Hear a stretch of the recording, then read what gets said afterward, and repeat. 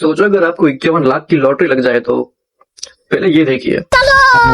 તો એમાંથી 10% હું ગૌશાળામાં પાછળ આપીશ એવું સંકલ્પ કરો ને એટલે આમ જો ભલે લાખો ટિકિટો છે ને એમાંથી તમારો નંબર ઢાઈન ટોન કરતો બહાર આવશે। ठीक है।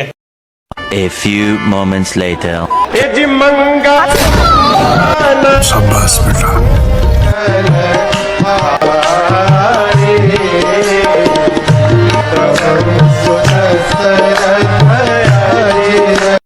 काटो मने काटो आया हल मानो काटो मने काटो काटो रे ए काटे तेरा कोक से आंगणो मारलेला है मरी जाई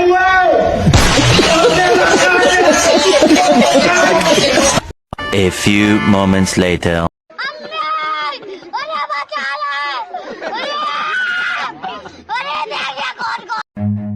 Run. गुजरात के तरणेतर का एक वीडियो वायरल हो रहा है जहां पर गौशाला के नाम पर एक लक्की ड्रॉ का आयोजन हुआ था।